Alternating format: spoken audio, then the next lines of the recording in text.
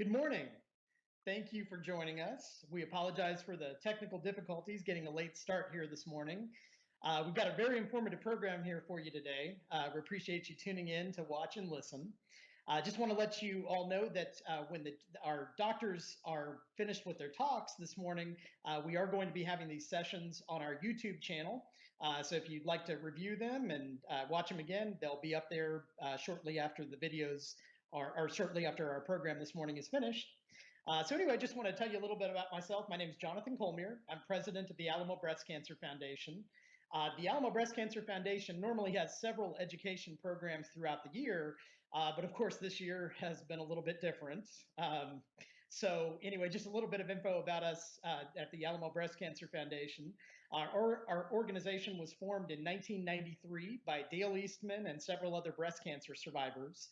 Knowing San Antonio only had a support group available at the time, Dale knew that she wanted to do more than just go to support meetings. Education was needed. And we're back. Sorry for that, folks. Seem to have had an internet outage here, of course, right in the middle of our program.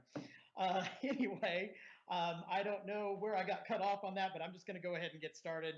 We'd like to introduce Dr. Virginia Cocclemani, just give you a little brief introduction on Dr. Cocclemani and her work. She is a stellar doctor here in San Antonio. We are very lucky to have her at the UT Health Science, or I'm sorry, the UT Health San Antonio Mays Cancer Center. It used to be called something different, and they've changed their name couple of times. But anyway, I'll just read her bio here for you. Hi, Dr. Cocclemani. Hi, Jonathan. Is a professor of medicine in the Division of Hematology and Oncology at the University of Texas Health Science Center in San Antonio, and is the leader of the breast cancer program at the Mays Cancer Center. Dr. Cocclemani completed her medical training with honors at the University of Athens and her residency in internal medicine at Newton Wellesley Hospital in Boston, Mass. She completed her fellowship in hematology and oncology at Northwestern University. She also received a Master of Science in Clinical Investigation from Northwestern University.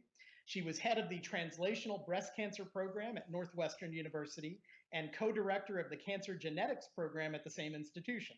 Her research interests include studying high-risk families and identifying genetic mutations that are associated with an increased risk for breast, colon, and prostate cancer. She has identified several genetic mutations related to obesity, which increase the risk of breast cancer. Dr. Cocclemani is also a clinical investigator with expertise in designing clinical trials with targeted agents. Thanks for joining us this morning, Dr. Cocclemani. Again, sorry for the delay in getting started and all the technical issues that we seem to have had this morning. But anyway, just wanted to say hi and thank you for joining us. Thank you so much. Thank you. So I'll try to share my screen so I can go over the presentation that I had picked up for us. Okay. So hopefully everybody can see this. We're going to talk about ER-positive breast cancer today. And what I was hoping, and I'll say this in the beginning because Dr. Lathrop is going to follow me. I know this is all a COVID era that we live in, and I was hoping that Dr. Lathrop can also talk to us about vaccinating our patients and something extremely important for our community as well. So when we talk about breast cancer, there's so many different types of breast cancers, and obviously we know the three main subtypes. It's the estrogen receptor positive, the estrogen receptor negative, and the HER2 positive breast cancers. However, even in these subtypes, there's even more subsets. And so not all estrogen receptor positive cancers are the same.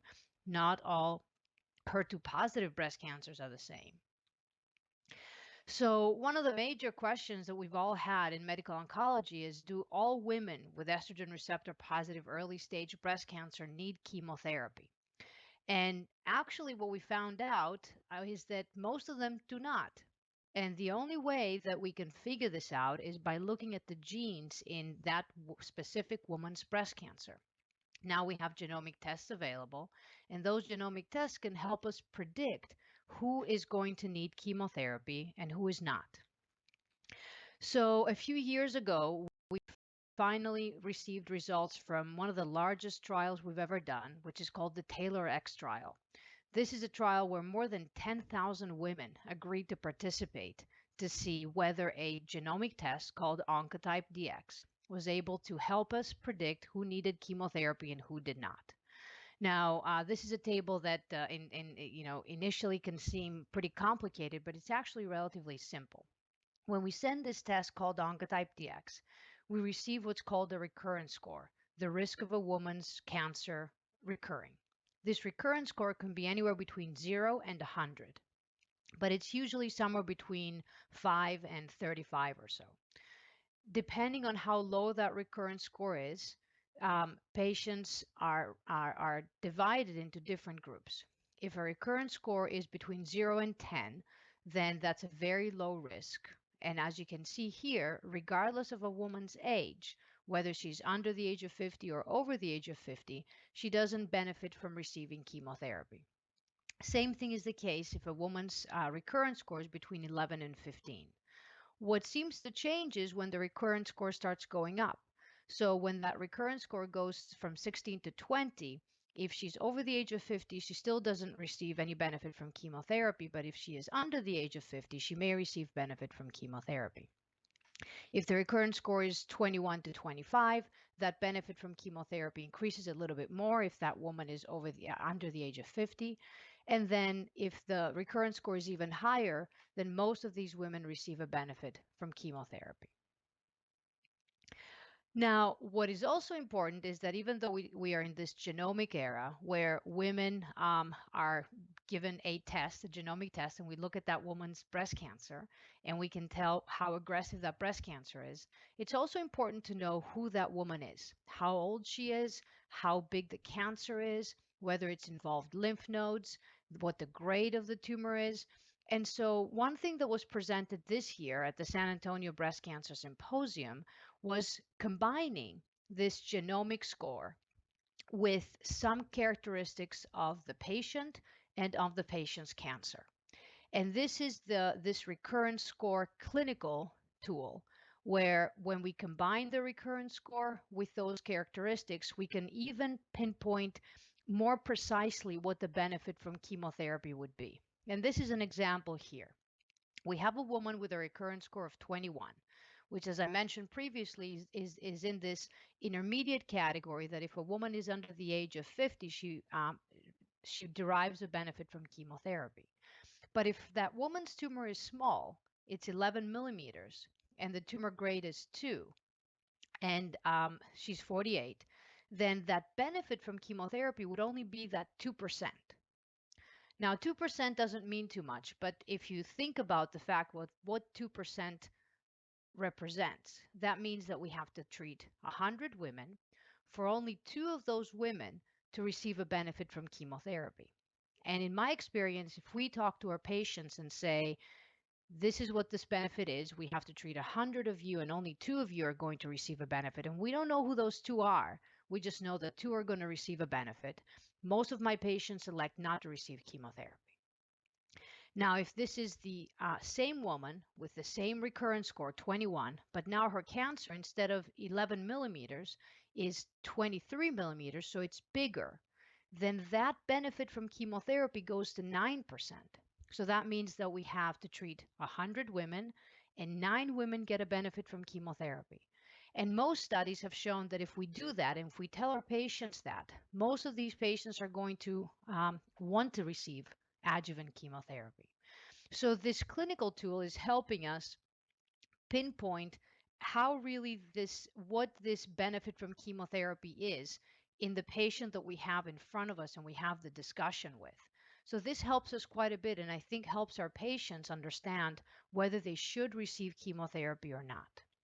Now, this all has to do with women who have early stage estrogen positive breast cancer, but their cancer does not have any positive lymph nodes. Now, what if that woman's cancer has positive lymph nodes? And this was another very large study that was done. It was called the Rxponder Trial. And this included around 6,000 women.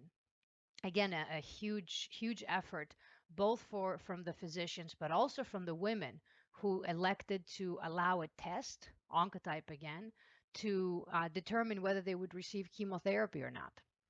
And what we found with this clinical trial was that these women that have a recurrence score of 0 to 25, if they were postmenopausal, they didn't get a benefit from chemotherapy. And you can see here the two curves, the red curve and the blue curve, they were exactly the same.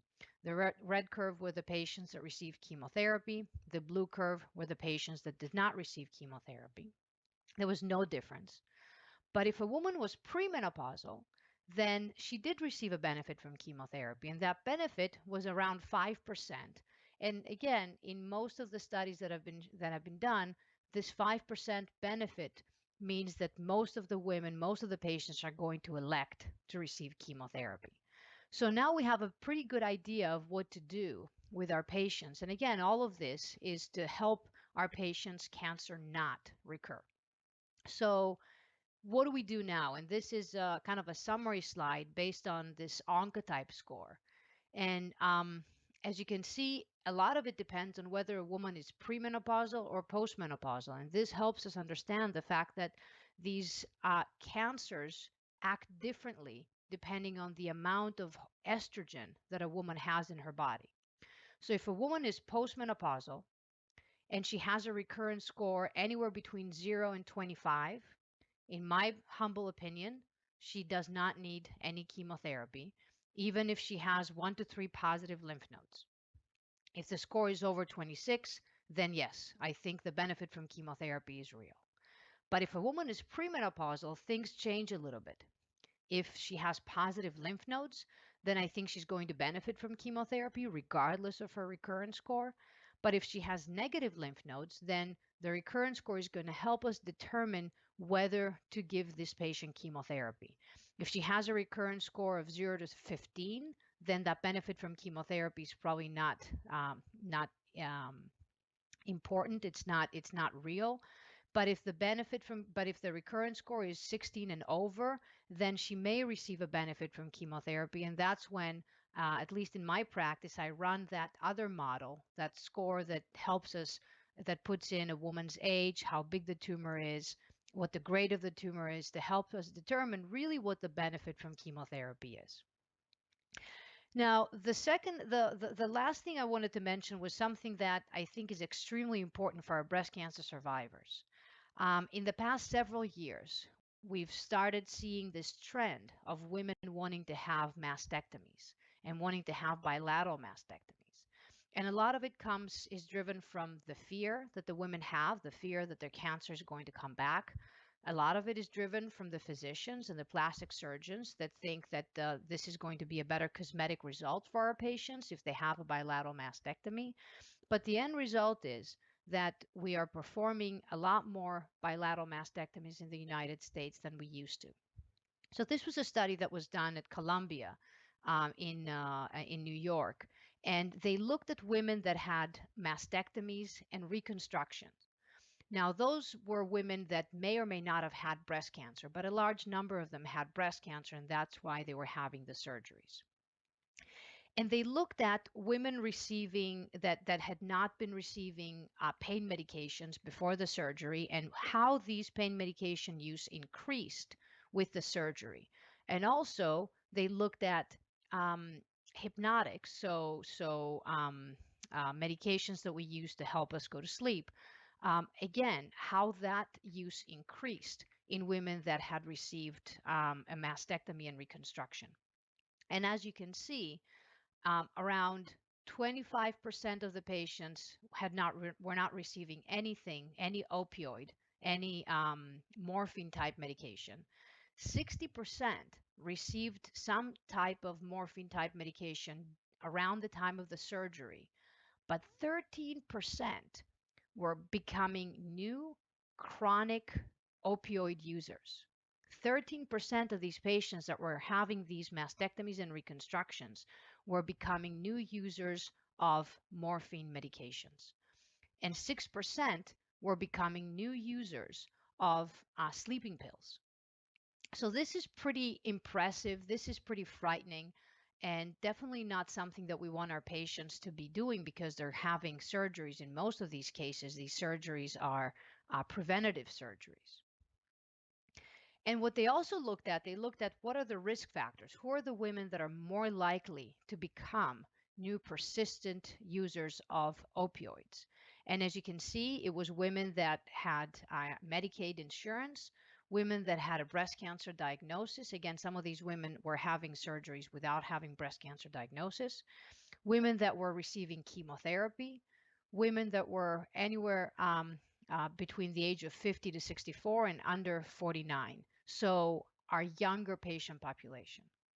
And this is extremely important because a lot of times when we talk to our patients about having mastectomies and reconstruction, we don't talk to them about the consequences of these surgeries. And we definitely, at least until now, have not talked to them about the fact that there's a 13% chance that they will become chronic opioid users because of that surgery. So I think especially for our advocacy group, it's extremely important because I know that women reach out and ask what our opinions are about these surgeries, and it's extremely important for us to know what these long-term consequences are. So in conclusion from this presentation, 13% of women that became new chronic users of opioids, 6.6% became new users of sleeping pills, and the risk factors for that were younger women, women with Medicaid insurance, women with breast cancer diagnosis, and women that were receiving also chemotherapy for their breast cancer. The last thing I wanted to discuss was something else that was very interesting, and this is something that pretty much every patient at some point or another asks us. What diet should I be on to help prevent my breast cancer from coming back? And this was a large study out of Harvard looking at diabetic diet and what the risk is with in women that have already had breast cancer. Now, what is a diabetic diet? A diabetic diet is a diet that is higher in cereal, higher in nuts, higher in good fats. You can see here coffee as well, and I'm kind of surprised that coffee is in there, but that's okay. You can all drink your coffee. That's all great. It is lower in sugar, and it is lower in bad fat, and it is also lower in red meat. So that's the diabetic diet. And it has been shown in many studies, obviously, to improve outcomes in our diabetic patients, which is why it's called the diabetic diet. But here, the group from Harvard looked at our breast cancer survivors and looked at how they were using this diabetic diet. And what they were able to show was that if they were good users of the diet, and if they were adherent to a good diet, meaning low in bad fat and low in sugar, then they had a better outcome as far as their breast cancer. And also, and this is on the right side of the slide, they had an improved what's called all-cause mortality, meaning that they had a lower risk of dying of everything. Everything meaning not just breast cancer, but heart disease and diabetes and everything else. So this diabetic diet actually helped. And interestingly, it helped in every type of breast cancer. So these women had estrogen positive breast cancers and estrogen negative breast cancers and HER2 positive breast cancers. And their breast cancers could have been stage 1, 2, or 3. And they still had a significant benefit because they were adhering to this diabetic diet. So the other thing that they were looking at is low to high diet. So what the change of the diet was from the diagnosis and after diagnosis. And we sometimes can't control what we're eating before we develop breast cancer, but it may be important to recognize how important our diet is once we've developed breast cancer. And so what you can see here is that the women that had a change from low to high adherence to the diet had the best outcomes. And the same thing was the case with all-cause mortality. And again, obviously, the women that had a good adherence to the diet to begin with and continued to have a good adherence to the diet did very well too. So extremely important for us to recognize that regardless of when we make the decision to eat healthy, is going to impact us in a very positive way. So as a conclusion to this paper, greater adherence to this diabetic diet after breast cancer diagnosis was associated with a better overall survival. And so it's extremely important that we as physicians talk to our patients about what is healthy to eat. And what is healthy to eat is a diet that is low in bad fat, it is low in red meat, and it is low in sugar. And that will help our patients improve their outcomes, regardless of what treatment we give them, which is extremely important.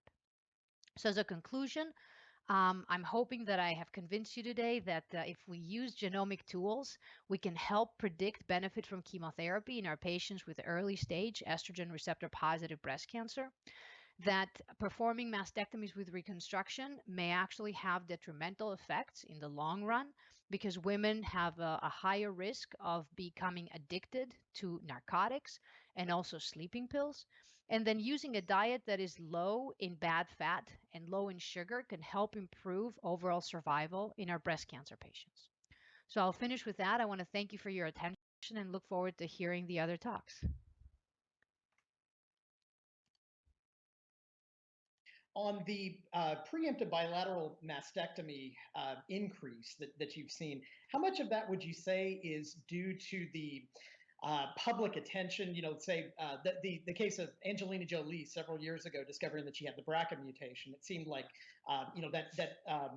the public effect of that seemed to increase the preemptive requests. People before they even had a diagnosis of breast cancer were interested in just having bilateral mastectomies.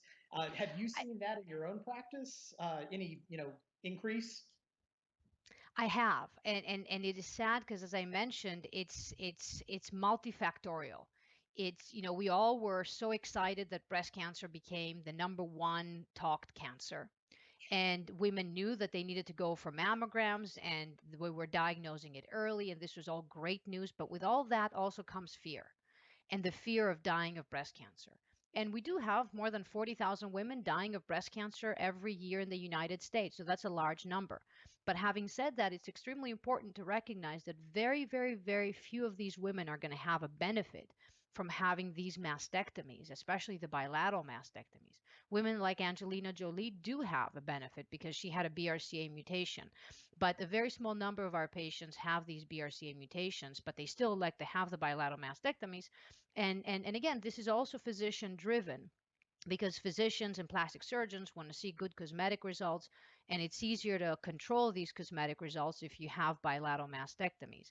But this is where it leads to chronic issues that are not talked about at the time of the decision of what surgery to have.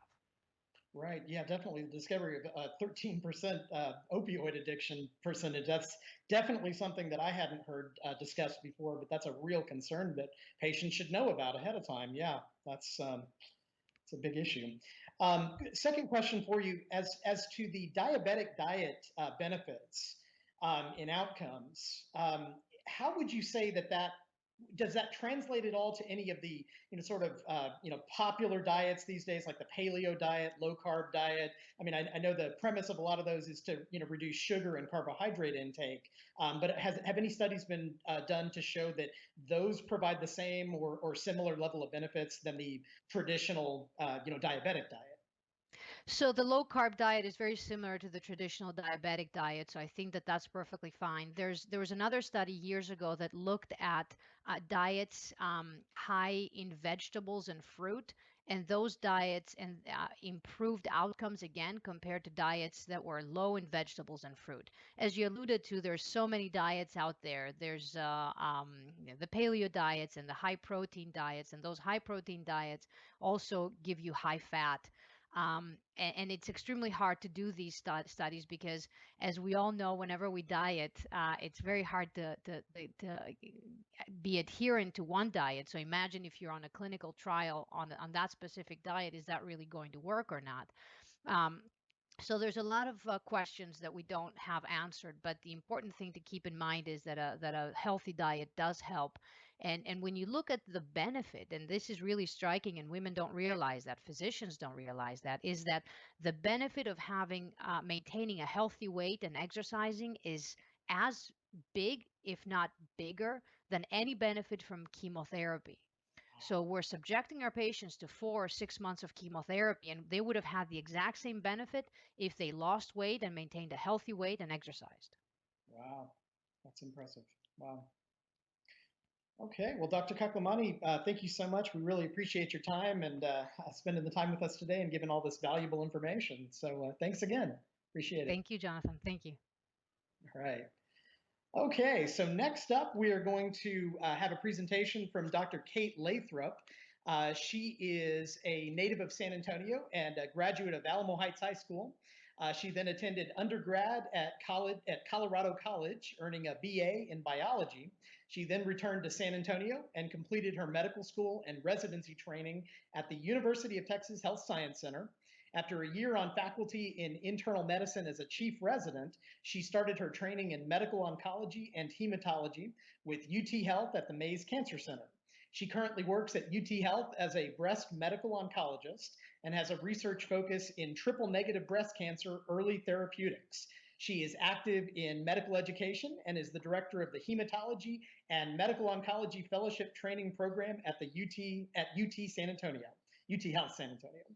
She is also the program coordinator for the San Antonio Breast Cancer Symposium. Dr. Lathrop, thanks for joining us this morning. Thank you. Great.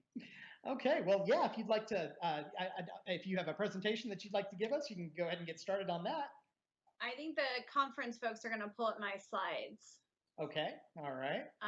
But in the meantime, as Virginia pointed out, we are doing some work as well in the COVID vaccination realm. So myself and another investigator named Dimpy Shah, who's a MD PhD, are working on a clinical trial looking at titer responses with antibodies to our cancer patients who are being vaccinated with the novel RNA vaccinations, which are both the Moderna and the Pfizer. So we've enrolled people over the last 2 weeks looking to see how these vaccines work in cancer patients. It's important to do because none of these patients were actually involved in the early trials of efficacy. So we don't know exactly how well these vaccines work in our cancer patients. So hopefully there'll be some more media attention to this so people are aware, and if they're interested can sign up for the trial. Okay, so I'm going to go ahead and start with my presentation. I'm going to focus a little bit more on some of the new therapeutics that were discussed at SABCS this year. And these are in the metastatic or advanced setting. So a lot of what Dr. Cocclemani was going over is more in the earlier settings, women who were trying to determine the duration of or benefit of their hormonal therapies and chemotherapies. And this is more for patients with advanced or metastatic disease. So next slide, please. So these are the 3 trials that I'm going to be going over. The first 2 are in advanced triple-negative breast cancer, and the last one we're going to talk about is in hormone receptor positive breast cancer.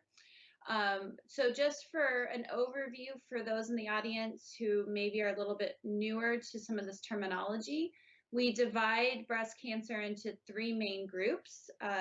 There's hormone receptor positive, which includes estrogen and progesterone. So when you see the HR positive, that's what that means. HER2 is another biomarker that we look for on cancer cells that some breast cancers, about 30%, express.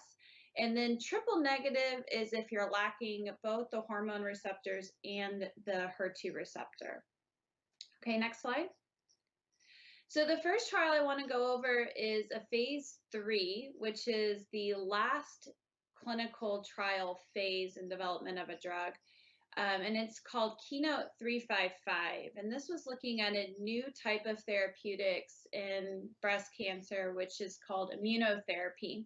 The name of the drug is pembrolizumab. And this was looked at in combination with chemotherapy or chemotherapy with a placebo. So part of this trial was presented earlier in 2019 at a different conference, and this is a follow-up looking at some of the additional endpoints or some of the additional things that the study set out to determine. So if we look over on the left side of the screen, you can see the key eligibility criteria. And the important thing here is that all of these patients have triple negative advanced or inoperable or metastatic triple negative breast cancer that expressed something called PD-L1. And PD-L1 is a molecular marker. It's something that we actually look for in the cancer cells and the cells around the cancer cells, which we call the stroma, to see if there's a, this is what we use to predict response to this medication. So just to put this into context, this is looking only at triple negative breast cancer patients who are metastatic or locally advanced to the point where we could not do surgery and expressed this marker, which is called PD-L1. So if we're looking at the whole group of breast cancer patients, and we start with 100%, only about 20 or so percent are going to be triple negative. Of that, a small percentage, less than half, are going to be in the metastatic or locally advanced setting. And of those, about 20% of patients, 20 to 30%, express PD-L1. So our number is quite small, although the percent is quite small, though the number of patients with breast cancer is obviously large as far as a tumor type in general. I just want to put that into context because, again, this is a very small piece of the pie of our breast cancer patients that could be potentially offered this therapy. But we're going to see that a lot more in oncology. We're going to be treating smaller groups of people based on some of these molecular profiles that they express. So what they, oh, sorry, can you go back? I talk a long time on each slide. So so the way this worked is you can see the little circle with the R. I don't know if you can see my cursor, but there's, this is the randomization, which was 2-to-1, which means that for every one person who got the placebo, 2 people went on the active treatment. And then they looked to see how long people stayed on this medicine without progressing or needing to come off study for a side effect. Okay, next slide. So this is the characteristics of the patients. And again, they all had to be PD-L1 positive, which is what you see over here on the left hand. The median age was about 50. And these women, this thing that says ECOG-PS, that's their performance score. So a physician or a research nurse will determine how fit the patient is. And so these are very fit patients. A performance score of 0 is you and me on a great day where we feel awesome and we can do everything. Performance score of 1 is where we can do pretty much 80% of what we would do on a regular basis. These are the different chemotherapy medicines that the patients have been on. And this is how long they've been in the adjuvant setting, so after they were initially diagnosed before developing metastatic disease. Okay, next slide. So these are Kaplan-Meier curves, and every year when I do this presentation, I go over on how to read these. For the folks that are looking at these for the first time, they just look really busy, but they're actually quite easy to understand once you take a moment to kind of orient yourself to these graphs. So let's start with the title. It says progression-free survival. So this is how long women on this trial lived without the cancer growing. And this is in 2 different groups. This is where the PD-L1 was positive. It was greater than 1. But this is a population where the PD-L1 was positive and greater than 10. So the expression level was quite higher in this. And that was part of this exploratory part of the study, was to look at, we know PD-L1 is important, but how important is it? Is it just that you need a little bit, or does your response actually change once that number increases? So that was part of the goal of this trial. And then if you look here, this is percent of patients, and this is time. So at time 0, so this is when you start on the trial, this is 100% of the patients are alive without progressing, right? Because everybody's starting. And then we march out over time, and over time we can see the curves separate. Each one of these little ticks is actually a person in their individual data. And then it allows the statisticians to draw those lines to connect those people together. So at 12 months, we can see that 31.7% of the patients who were on the treatment, the pembrolizumab, were still alive without progression, versus 19% of the patients who were on chemotherapy and a placebo. And you can see that those lines separate even more if you look at the group that has a higher expression of this PD-L1 marker. So that moves from 31 to 39 and 19 to 23.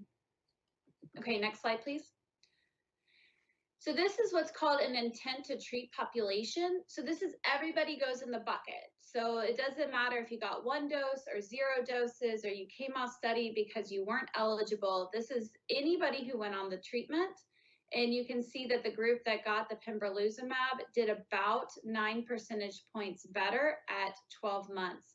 And if you look out here at 32 months, you still have about 15% of patients on trial without progressing, which is pretty significant for this group, which generally has very few treatment options. Okay, next slide, please. So these are called forest plots, and I'm going to orient you on how to look at them because there's going to be a few others. So this is one here. This means it's neither better nor worse. And then if you go this direction, that means that it favors the pembrolizumab in chemotherapy. That's the treatment arm. And any bar that goes in this direction favors the placebo plus chemotherapy. So you can see that all of these bars are on the side of one that favors treatment with the pembrolizumab and the chemotherapy.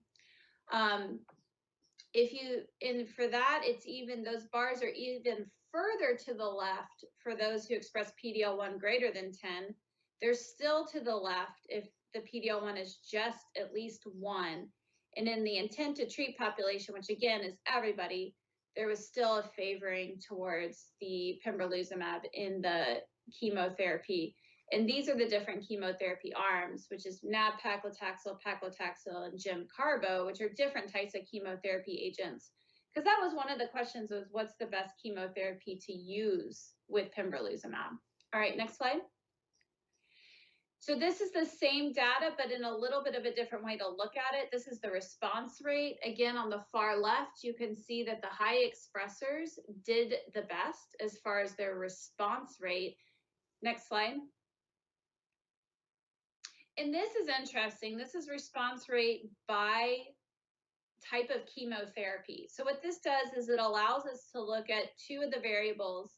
We look at PD-L1 expression. So again, to the left are the high expressors, in the middle are the lower expressors, and then which chemotherapy arm worked the best. And for this study, paclitaxel in the high expressing groups had a 64% overall response rate, which in a group of patients with triple negative breast cancer is very impressive.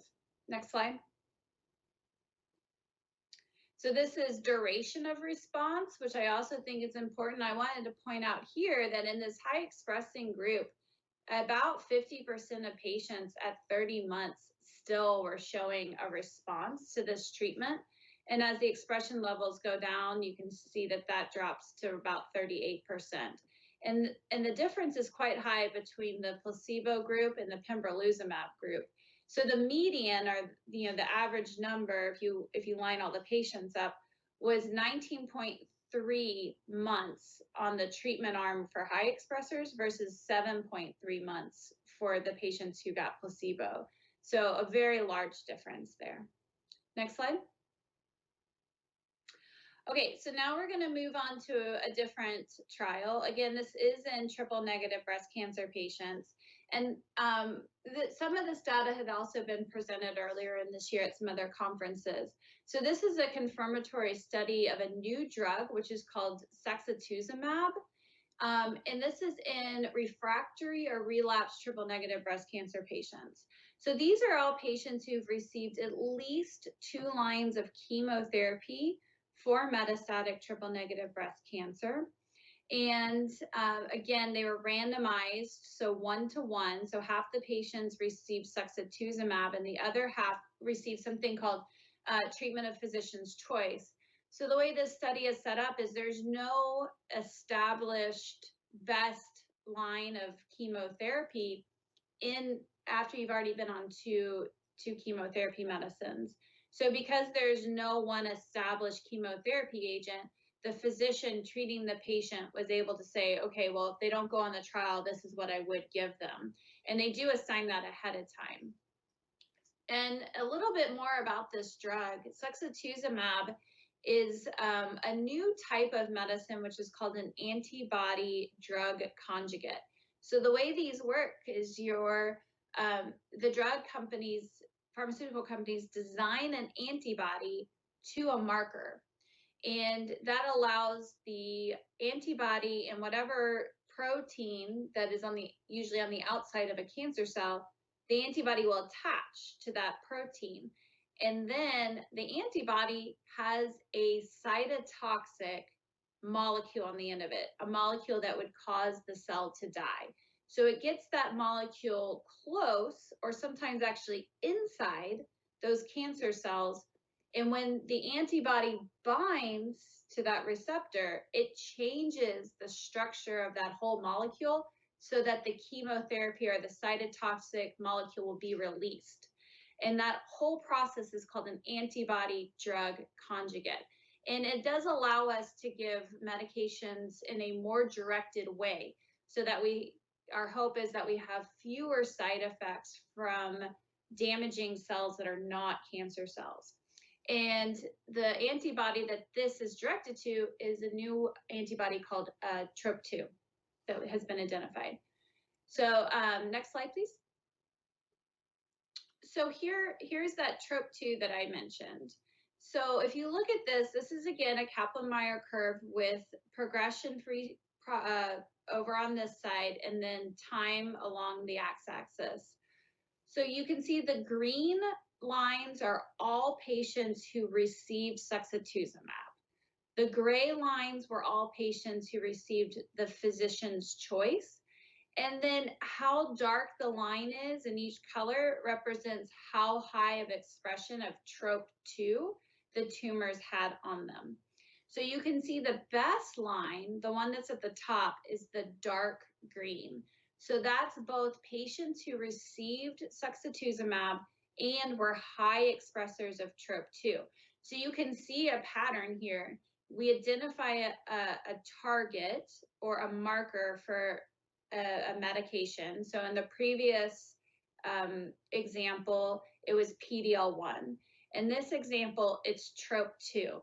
So we found that patients who express TROP2 in higher amounts are responding better to our drugs that target TROP2.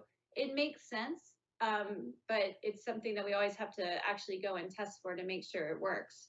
Okay, next slide. And this is overall survival. So the past one was response rates, which are great. I mean, we want to see tumors getting smaller, but what patients really care about in this situation is how they feel and, you know, whether these medicines are prolonging your life. So you can again see that patients who received the active drug sexatuzumab and were high expressors of TROP2, also that translated into an increased overall survival. And you can see that those curves separate very early on. So at the first assessment, probably somewhere around 2.5 to 3 months, those curves start to separate. And if you look at the patients who are in the gray versus the patients that received the active drug, that time difference is significant. So median overall survival, 14 months versus 7. So giving this drug and high expressors actually doubled their overall survival. Next slide. And this is the same information in a bar graph. So this is overall response rate based on TROP2 expression. So the higher expressing patients, 44% responded versus 22% in the low group. So if you were a low TROP expressor versus a high TROP expressor, you were double the response rate. Next slide, please. And this is looking at the BRCA1 and 2 status. So this is another area that we're interested in to see how women who have BRCA mutations respond to different medications. So this is in the negative group, and this is in the positive group. And the green, again, is the active drug, and the gray is the placebo. So you could see that the overall response rate was not significantly more in patients who were positive versus negative. And this is progression-free survival and overall survival by that BRCA status. So if you are positive, you're here, and if you're negative, you're over here, and not a big difference. So it doesn't appear that the BRCA status has a big effect on whether patients respond or not. Next line. Okay, and then this is our third study we're going to go over. This is actually in the hormone receptor positive setting. So the other two are in triple negative. This is in patients that have an ER or PR positive breast cancer. So this is looking at a new study. We actually had this study open at our institution. So it's a phase 3 of tacrolimus plus capecitabine. Tacrolimus is a new oral version of a class of drugs that we call taxanes. So some of you on the call may have actually been given these medicines because they're really common for breast cancer. We use medicines like paclitaxel and docetaxel regularly. And this is a new version that is oral. So if you look down here, this is the molecular structure of these medications. And the problem is if you try to give these medicines through the gut instead of through the IV, there's a pump, there's this little pump in your stomach lining that just pumps it out of it won't let it get absorbed into the bloodstream. And so some smart people that are biochemists figure out how to change this structure so that it does not get pumped out of the stomach by the lining of the stomach. And so then it's actually can pass through the lining of the stomach and into the bloodstream, which is what we need in order for drugs to then get to the cancer cells. Okay, next slide. And this is another interesting thing about this medicine. This is looking at how the drugs actually work in the body. And I get a question a lot from my patients, they'll say, well, how long is the chemotherapy in my body?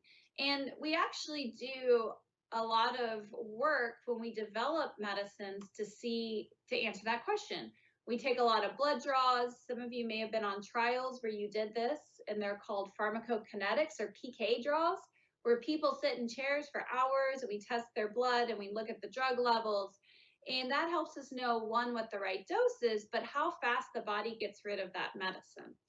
So if you look at the purple lines here, this is paclitaxel, which is given through an IV. And you can see that it goes up and down. The drug levels, are really up and down. If we give tacrolimus, which is oral, you can see the drug levels stay much more steady. And there's some, this would maybe give a more consistent exposure of the drug with the cancer cells, and that might translate into a more robust response. So that's the thought there. The other thing I would like to mention is that this drug is obviously oral, as opposed to IV from standard paclitaxel.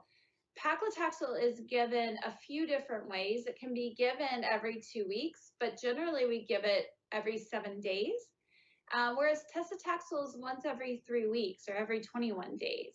And we also have to give patients medicines ahead of time to prevent an allergic reaction to the solvent that the drug is carried in the IV. And for tacrolimus, since we don't have to give it IV, obviously we don't have to give the pre-medications for that. So it cuts down on time, cuts down potentially on cost and the other supportive medicines that we need to give to patients. And then they may not need a port or having to come in to get IVs started. Okay, next slide. So this is the study. They took patients who were hormone receptor positive, and they could have been on either one or or 0 medications in the metastatic setting. They had to have had a taxane in the past. That was a requirement for the study. And most patients in this situation have had a taxane at some point. They could have had any number of prior endocrine therapies. So things like tamoxifen, anastrozole, medicines like palbociclib, which the brand name is Ibrance, or other CDK4/6 inhibitors like Verzenio, or abemaciclib is the generic name. Also everolimus, which is listed there. And then they had to have had ways for us to monitor for response, okay? So they were randomized again, so half the patients to one arm, half the patients to the other. They either got the new drug, which is Taxol, and capecitabine. Capecitabine is an oral chemotherapy medicine, but I want to point out that the doses are different. So capecitabine in the lower box is 2,050 milligrams per meter squared. That's a standard dose. But the capecitabine with the Taxol was dosed reduced. Okay, often when we combine drugs that have similar side effects, we drop the dose of both or one so that we can still manage those side effects. But I think it's important to point out that this is a lower dose of capecitabine. Next slide. So these are the patients who went on the trial. Again, they all got a taxane if you look under prior therapies, because that, almost all, 99%. So somebody got on the trial by mistake. And that a lot of them had had previous therapies like CDK4/6 inhibitors. Those are the palbociclibs, the Ibrance, the abemaciclib, endocrine therapies, tamoxifen, Faslodex, things like that. And then taxanes, anthracyclines are things like doxorubicin, which is red, and alkylator drugs, which is another type of chemotherapy medicines. And then if you look down here, a lot of these patients had bone disease, a lot had liver metastasis, and a third had lung metastasis. Next slide. So then this is the Kaplan-Meier curve. So you guys are all experts at these now. So you can see that the Taxol plus the capecitabine is in the pink arm, and those arms started to separate, and they stayed separated throughout the follow-up period.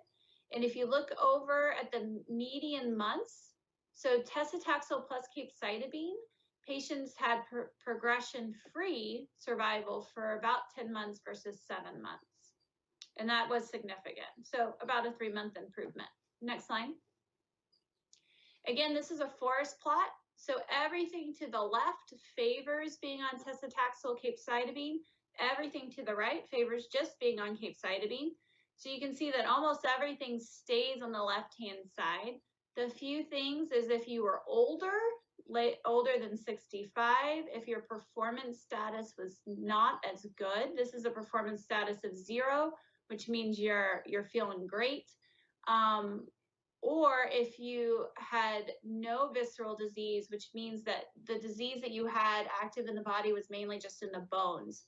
Those are the women who maybe didn't benefit as much from being on the Taxol, but everybody else benefited from being on the Taxol and capecitabine arm. Next slide. This is the overall response rates. 57% of patients responded to the combination arm.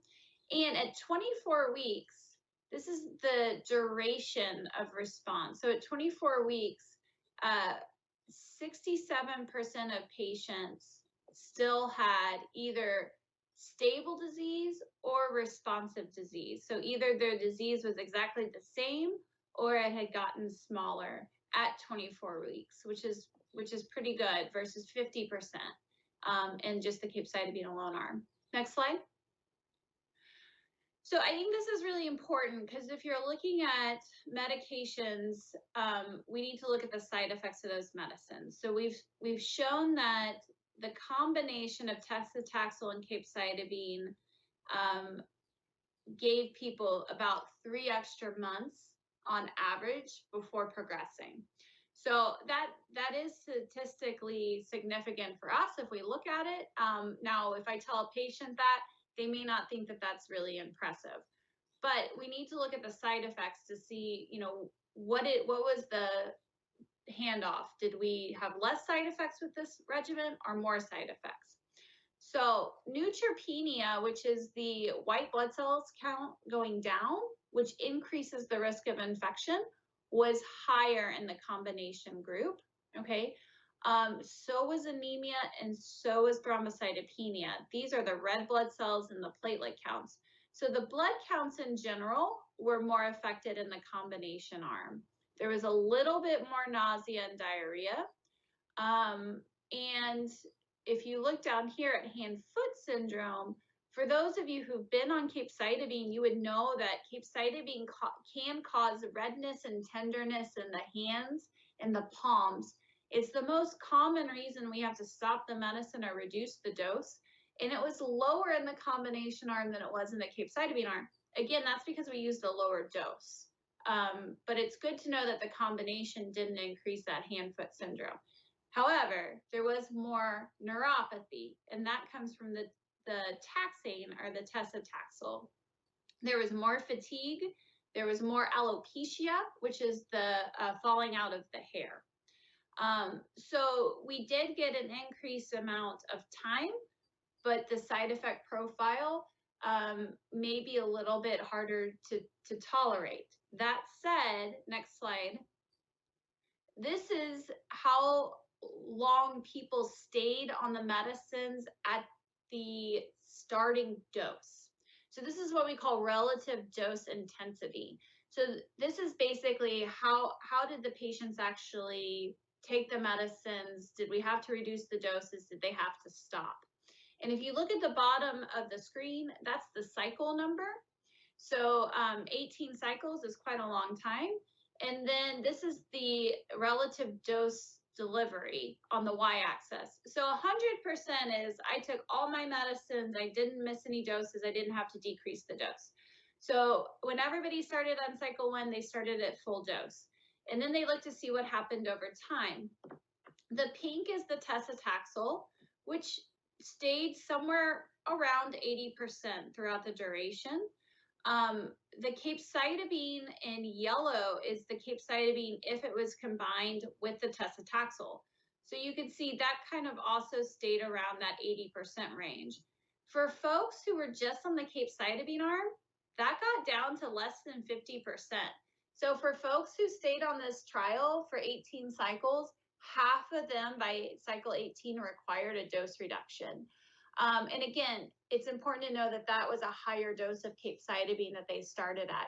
So even though the side effects were a little bit more prominent in the combination arm, more people had to drop that dose of capecitabine in the single agent part of the trial than they did if they were on the combination.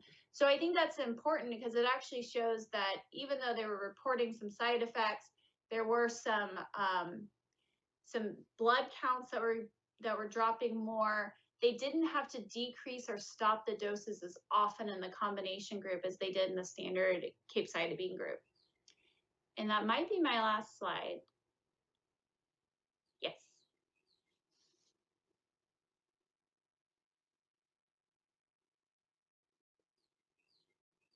Like the most highly recorded side effect is the neutropenia. Could you kind of elaborate on that for our viewers, just to educate our viewers on what neutropenia consists? What is neutropenia? Yeah, so neutropenia is a decrease of the neutrophil count.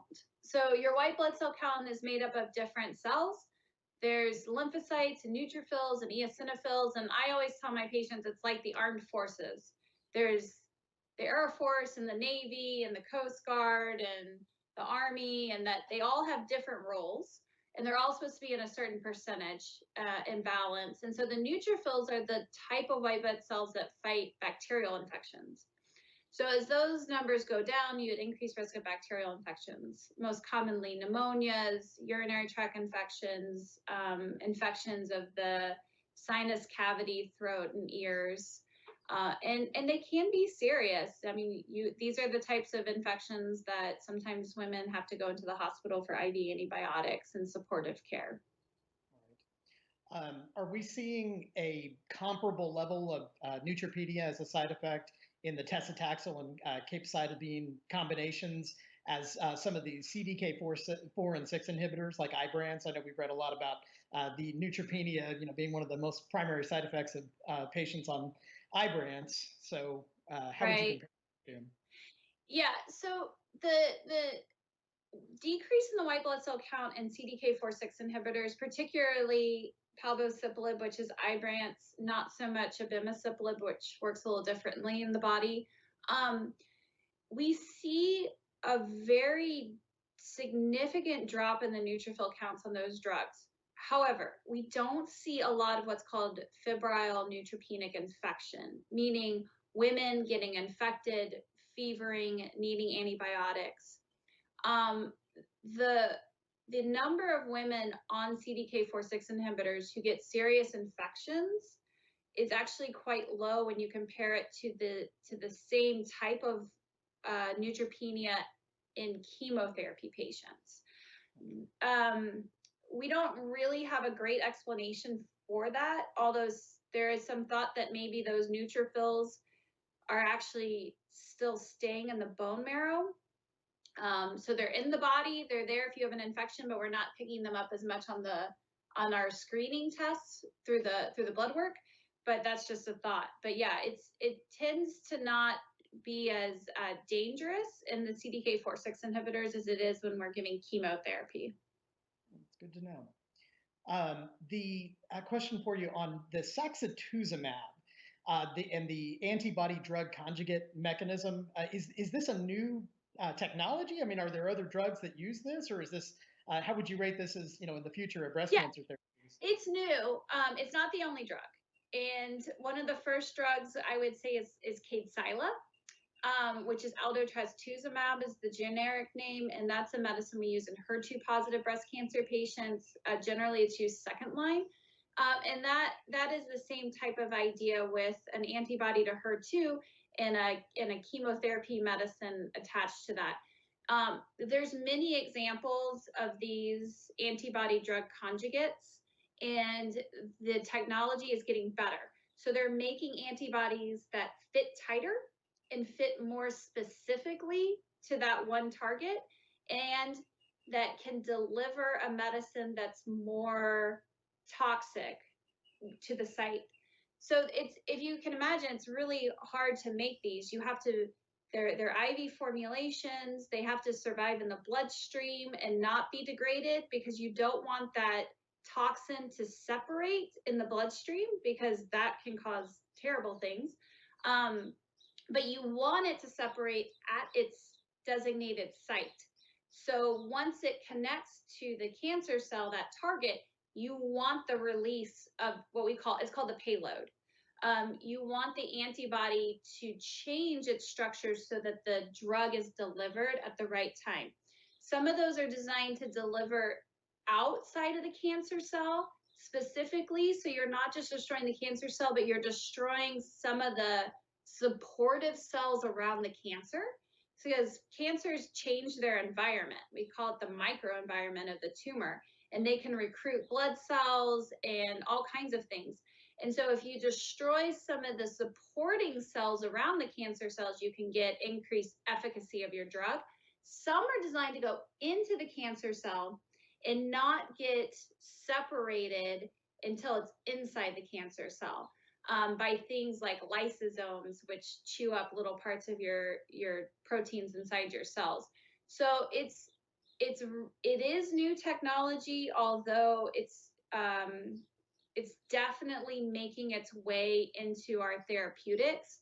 And the main goal right now is to find good targets, because if we can find good targets, we can design drugs that fit those targets.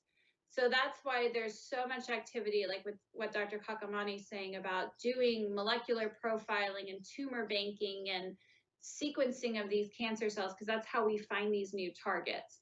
And we're going to be slicing, breast cancer and all cancers into smaller and smaller groups. And we're going to be treating based on some of these tumor expressions more than we're just going to be treating estrogen or HER2 or triple negative. those are still going to be our big categories, but those categories are going to get much, much, much smaller. And I also think it's important to know that these tumors change over time. So just because you might start off with a tumor that doesn't express TROP2 or doesn't express PD-L1, 3 or 4 years down the line, it might change and have those expressions. So we're going to have to constantly reassessing the tumor, what the predominant mutations are, and how we can match our therapeutics to those. And hopefully a lot of those tests are going to be through the bloodstream with circulating tumor cells, or something that's called free tumor DNA, which is, to me, it just seems amazing that we can find these free tumor DNA in the bloodstream and sequence them. To me, that's like science fiction in action. So yes, it's new, but it's coming. Would that be similar to the liquid biopsy technology that I've recently read about? The company in California, Grail, I believe it is, that's working on that. Yeah, there's a lot of labs that work on this. We are going to do a clinical trial soon where we actually treat women with triple negative breast cancer based on these repeated liquid biopsies, where we get free tumor DNA that's circulating in the blood, and then we sequence it. We look at the tumor expression, and then we treat based on what that tumor expression is. We choose our drugs based on that. And the reason that maybe doing these liquid biopsies is more accurate than even doing a biopsy where you have to put a needle in, obviously that's more painful for the patient. But the idea is, if there's tumor cells circulating, though, that's the clone of the cancer that's most active. So that's the clone that you really need to go after and treat, because that's the one that's going to start establishing in new places and growing. So not only is it easier for the patient, a lot less dangerous, a lot less complications, but it may also help us identify the clone of the cancer cell in the body that's becoming the most active, and treat that one. Wow, it's amazing technology. Yeah, definitely is finding the cancer before it even presents itself. The potential there is just amazing. One final question for you. Touching back on the vaccines. Recently in the news, we've heard about the potential for post-vaccinated individuals to show on their mammograms, signs that could be mistaken for breast cancer. Could you maybe touch on that? And yes, for sure. So we've seen it. It's not even just we might see it. We see it. So for women who get vaccinated, it's usually the same size. So if you get vaccinated on the left arm, it would be the left lymph nodes underneath the arm. And even in the clavicle or the collarbone area, or in the neck, we've seen that as well. So we've seen swollen lymph nodes underneath the arm that we can see on mammography for women who've had the vaccine within the last month. Usually it's within the last couple of weeks. But yeah, we've seen a few of it. So it does happen. I've had a few patients that have had the shot, and then they've noticed some lymph nodes, and then they go away. So the main thing I would just say is, if you do have swollen lymph nodes after the COVID and vaccination, they should go away within 2 weeks. Definitely within 3, you would see those going down. Now, again, with the second shot, it may come back, but the natural response of those lymph nodes is to swell, because the cells are replicating and responding to the vaccine and doing what they're supposed to do. And they may be tender, but then they should go away. So if they don't go away, that's something to let your oncologist know about. Are we seeing this only occur with the mRNA vaccines from Pfizer and Moderna, or are we seeing this with Johnson & Johnson as well? So we've only seen it with Moderna and Pfizer, but that's because that's what our patients have gotten. As far as I'm aware of, we have not really ruled out the Johnson & Johnson yet. I mean, that might be in the next few days. Texas will get a supply. We don't have a supply at the Health Science Center. We use the Pfizer vaccine because we actually have those crazy freezers that are -70°C. So we're a site that can support that. So that's why we have been getting the Pfizer vaccine. But The Johnson & Johnson is quote the older technology, and it can cause some lymph. I mean, you want the lymph nodes responding. You want the immune system to be kicked into gear. So these are all signs that the body is doing what it's supposed to do.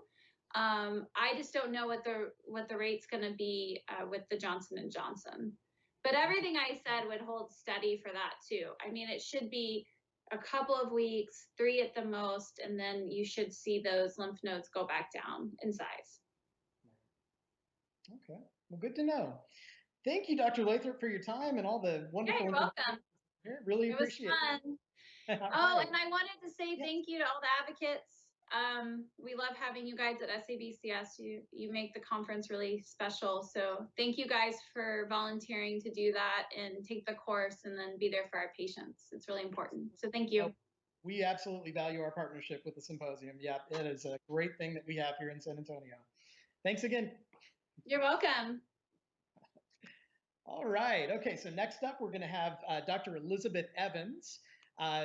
Dr. Evans specializes in the surgical and non-surgical treatment of pelvic floor disorders, including vaginal and pelvic organ prolapse, bladder control or urinary incontinence, bowel control, and various dysfunctions of the female pelvic anatomy.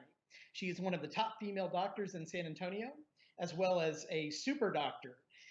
Following her medical education, Dr. Evans returned home to San Antonio to join UT Medicine and the teaching faculty at UT Health San Antonio.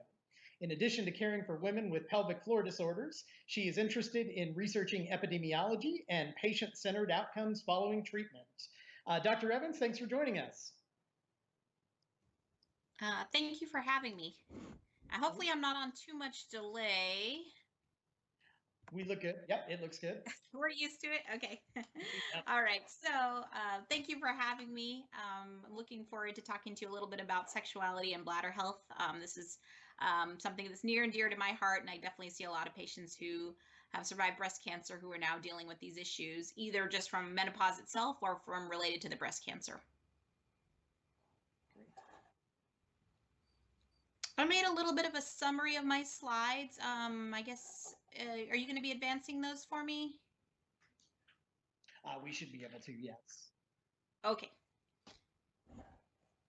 So just to mention on this side, I will mention some non-FDA approved medications, and I'll indicate that when that's the case. If you can go to the next slide.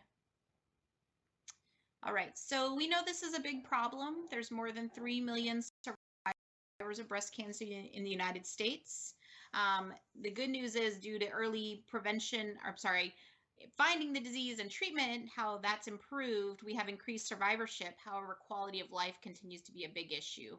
The genitourinary syndrome of menopause, which I'll refer to as GSM, includes a constellation of symptoms, which can include dryness, burning or irritation, dyspareunia, which is pain with intercourse, or urinary symptoms, urinary urgency, burning with urination, or recurrent urinary tract infection, which all can be associated with estrogen deficiency. We know that GSM in general affects more than 50% of the general population of postmenopausal women, but it's actually more prevalent in survivors of breast cancer, and often it comes earlier than you would expect, and that's most likely due to treatment, the treatments that can affect your estrogen as you're trying to reduce your estrogen. It's often undiagnosed and treated because we'll talk about some of the therapies. Not a lot of women know about that this might happen, especially when it happens early, and also because some of the therapies are really scary for breast cancer patients because of the estrogen. And the good news is use of hormonal therapies in breast cancer survivors is often feasible, and there are other therapies, so we're going to go through those. You can go to my next slide. So sexual dysfunction is definitely related to this. There are a lot of reasons for sexual dysfunction, but dryness, dyspareunia, lack of estrogen can be a big risk factor. And, you know, it's not, we know that the risk factors in these women can increase due to several factors. So if the patients have a history of sexual problems or decreased relationship satisfaction before cancer, that can increase your risk.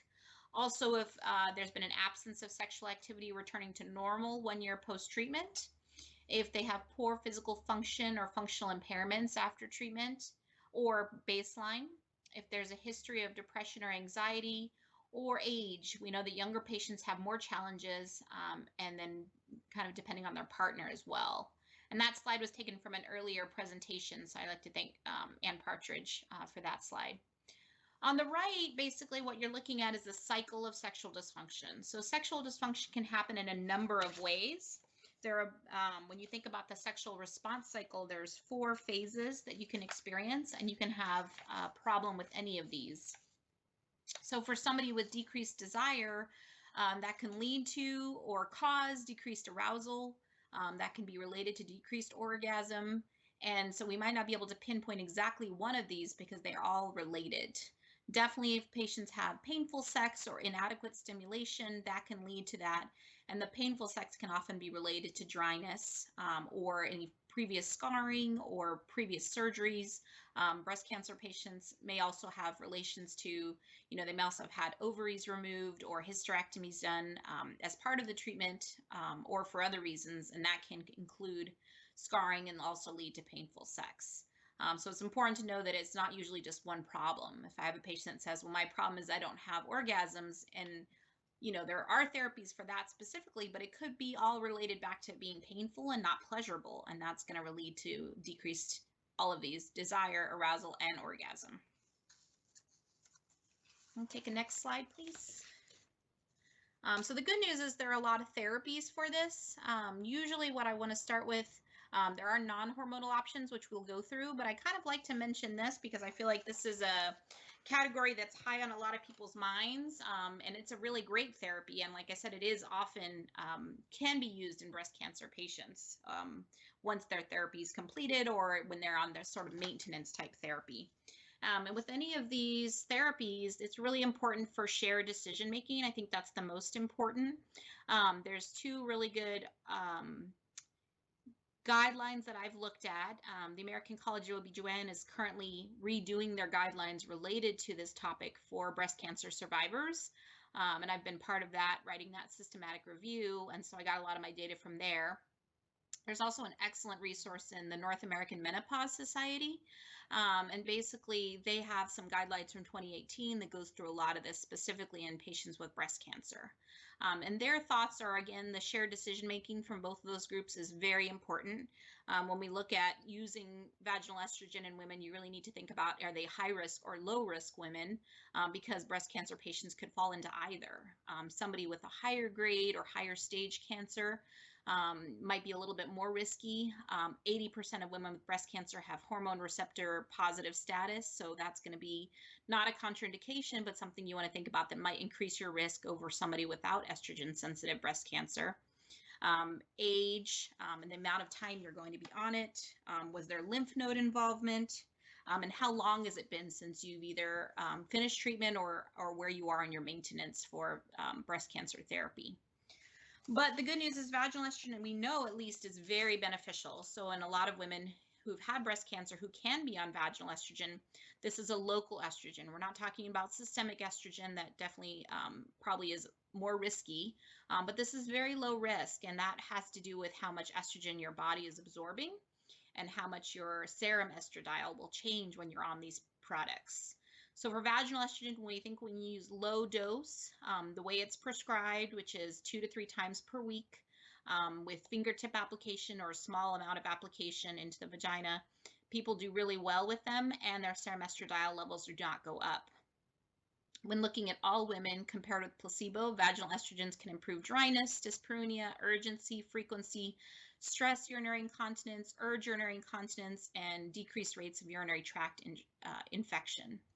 And when you look at all the different preparations, of which there are many vaginal estrogen options, they had similar efficacy and safety. If you look at comparing estrogen with non-hormonal moisturizers, which we'll talk a little bit more about in a little bit, women who had just one symptom of that whole list of constellation of symptoms did pretty well with either one. But when women had 2 or more symptoms, the women on the estrogen did better than the women on the moisturizer. Of course, with all medications, they're not without risk. The non-breast cancer related risks you might think about include vaginal bleeding or hyperplasia, which they didn't find much in the way of hyperplasia or concern for precancer, but there were women who had vaginal bleeding. They might also have breast tenderness when things start, and I think especially in a breast cancer population, that can be especially scary. But overall, the risks are very low. I think the one group that it's still a little bit unsure about is women who are on aromatase inhibitors. And the question there is, there have been some studies showing that there is elevation in estradiol levels, but it may or may not be in a sustained fashion. So, okay, maybe you have elevated levels for 6 weeks or 12 weeks, but not necessarily long term. At the end of those studies, a lot of the values were actually coming down. And then the other question is, does it really matter if you have mildly elevated estradiol levels? Does that affect recurrence? So I think this is the one group of women on aromatase inhibitors that you really need to think twice and make sure that they fail any other therapy and have significant bother to be worthwhile the risk here. But overall, in the rest of the breast cancer population, there were not an increased risk of breast cancer recurrences in these women. I'll take the next slide. That being said, there are a lot of other options. So the thing I think with most of these options is, unfortunately, most of these have not been tested in a breast cancer population to an extent that the FDA is satisfied.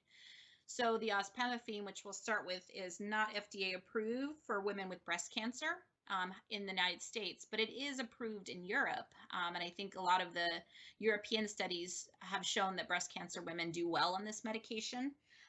This is a selective estrogen receptor modulator, and it's supposed to be working on the vagina only, so it shouldn't affect the breast, which is why we think it probably would be safe in a breast cancer population.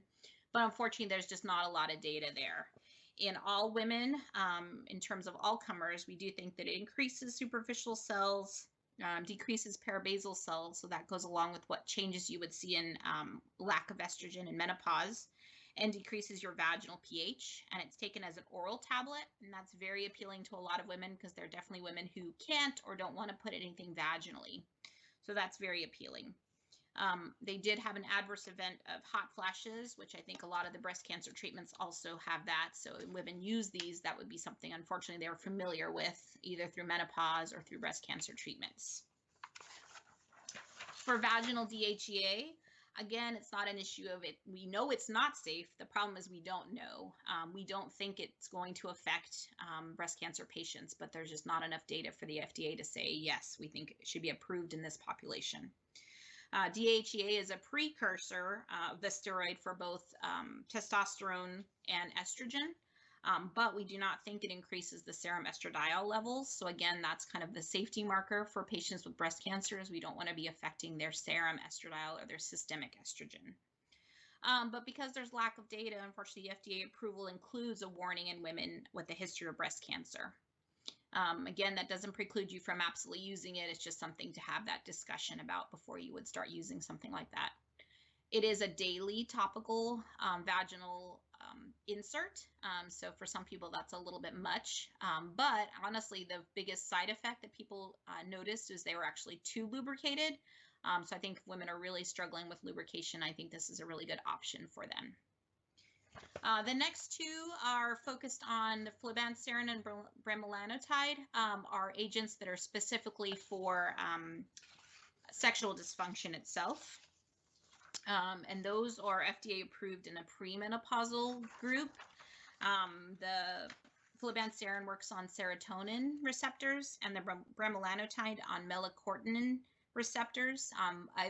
Neither of them, we're not 100% sure how they work, but basically they're meant to increase sexual desire, sexual interest. They're both used on a daily basis, and they do have some side effects, some fairly significant side effects. Unfortunately, the flubanserin can cause really low blood pressure, and the bremelanotide can cause nausea, and they're also, again, the flubanserin is a daily, the bremelanotide is more as needed, but needs to be done right before intercourse. So that does cause some issues for some women, that this is definitely can be a hassle to use. I think this is kind of my last line of thinking, okay, what else have we worked with for desire? Make sure we address the pain issues, the dryness issues, and all that, and then come back to this. And it is, again, FDA approved in a premenopausal population, not to say that we don't know it doesn't work in a postmenopausal, it's just not been studied well enough. Over-the-counter options, there are a lot of good ones, and this is where I would generally start in women with breast cancer. But be very quick to say, okay, if you like it, great. If it's helping, it's very low risk. They're often less expensive than the other therapies. But don't sell yourself short. If it's not working for you, we should move on to something else. The common ones I send patients to the pharmacy for are the Luvena and Replens. And the Luvena, actually both, I believe, make a moisturizer and a lubricant. And the moisturizer really is a better option in terms of long-term benefit. So you would use a Luvena Replens 2 or 3 times a week, and then you could add on lubricant to that. The hyaluronic acid also works really well. This is something people also use for other parts of their body. Facial skin is a real common one for the hyaluronic acid. This one I've only found to be available online, but there are several brands that are out there that are very well tested and have been used for a long time. So they actually have a lot of benefit with those. And again, all 3 of those tend to be low cost, effective. So I think this is a good starting off point for women. Some of you may have heard about laser therapy, and there was a big FDA bulletin that came out against laser therapy. And I think the main thing is just there's not a lot of data showing that it's effective, and there can be some issues with pain or scarring. There are actually several case reports, many of them which include breast cancer patients or solely breast cancer patients. And I think the main thing going for this is very low risk in terms of, even though we're talking about all these may or may not increase, and we don't think increase your risk of serum-estradiol, what if we just took that off the table altogether and found you a therapy that's non-hormonal? Because I think that's really appealing to a lot of women. There are studies, and I think in a study setting or a research setting, I think this is a great way to think about it because there's data being collected. All of the studies at this point mainly are case series, meaning they're not compared to anything. There's not a good randomized control trial on this. There was one that started, but after the FDA warning came out a couple of years ago against the laser therapy, they actually halted the study, unfortunately. But again, this is something that's out there. It's on the table. It's an option, not FDA approved, unfortunately, at this point, but it has a potential benefit, especially for breast cancer patients who don't want to be using hormonal therapies just from a personal nature, because that's something that every patient has to decide for themselves. There has been shown to be some benefit in these case series, so it's definitely potentially benefit outweighs those. And then the final note about it is because it's not FDA approved mostly, and then maybe for other reasons, but unfortunately it's not covered by insurance. So I think the cost can also be limiting for a lot of women. In terms of dryness, those were some really good therapies and for desire, but we also want to think about other things we can do for pain. So pelvic floor physical therapy, San Antonio has a lot of good resources for this through Baptist system, through the UT system, through UH system, and then I'm sure other physical therapists around town do pelvic floor physical therapy. And this is great for a lot of reasons. It's great for pain with intercourse, it's great for tight muscles, great for urinary function and bowel function, and those are therapists who are specially trained in. It's not just Kegel exercises, but in addition to Kegels, learning when to relax, when to squeeze, giving you tips on things that can help with the urinary symptoms or the pain issues. And they also often either on your own or with the physical therapist can use dilators. So if there's issues with tight introitus or pain in a specific spot, dilators can be really helpful for this. And then the final one I have on here is cognitive behavioral therapy. And this is something that basically they have a nice study that looked at women with breast cancer. They went through 24 weeks of phone therapy with a therapist specifically on who are having sexual issues. And they did really well. I mean, I think the main issue there is that it is time intensive, but very helpful, very low risk. Again, don't have to worry about any of the estrogen issues. And we know it's a therapy that works for a lot of women. And I think I'm on to my question slide. That next slide. Yep. So it's a lot of information, but I'm happy to take questions. Absolutely. Thank you for all that. A question for you on the pelvic floor physical therapy. Is that something that a patient needs to request directly, specifically from their doctor? Or, I mean, how common is this therapy? It's That's You know, the best way. That's the best way to go about it. Again, like I said, UT, University Hospital Baptist, all have physical therapists who specifically do pelvic floor. But I've actually heard from some of the therapists lately that there's patients who have been calling the office and saying, "Hey, I've heard about this. Can I get an appointment?" And depending on where you call, that might be an option. You may not need a referral, and probably insurance related as well, whether or not you need a referral from your doctor. that would have been my second question as far as insurance coverage goes. How likely is that to be a covered therapy? Yeah, Yeah. most insurances actually have a physical therapy plan, and they can get a certain number of sessions, and often that's enough to cover, because really it is just an initial consultation and then treat and then education and teaching you, because a lot of it you can continue to do on your own. And so it's just a matter of needing a handful of visits to get that going. Patients did do better with a therapist compared to on your own. So when you think about it, I have a lot of women say, "Oh, I think I can just do that on my own." I said, "Well, it's fine. If you're good at it, great." But really, when they looked at studies, they did so much better, and they were so much more motivated when they were actually seeing a therapist. Right, right. On the vaginal DHEA therapy, would that also require a prescription from your doctor, or how would a patient go Yes. about getting information Yes. about that? All of the medications, except for the over-the-counter ones I mentioned, require a prescription for that. I see. Any adverse side effects that patients should be aware of with the DHEA therapy? The main one was just too much lubrication, so feeling too wet. So depending on how you look at it, that might be a good thing or a bad thing. Right, right. And another question for you: how familiar are you with the Texas Fertility Preservation Act in the Texas Legislature? Ah, It's a piece of legislation that Alamo Breast Cancer Foundation has been trying to champion for, the last several legislative sessions. Many women are either not informed by their physicians that chemotherapy could potentially render them sterile after their treatments, and it's a concern that we get asked a lot about at the Alamo Breast Cancer Foundation.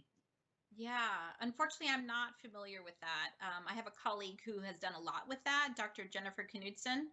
She actually just left the UT Health System 2 weeks ago, and she's going to be in private practice here in San Antonio. But she's done a lot of women looking at, she's a reproductive endocrinologist, so she's done a lot of preservation, helping women preserve fertility with a cancer diagnosis.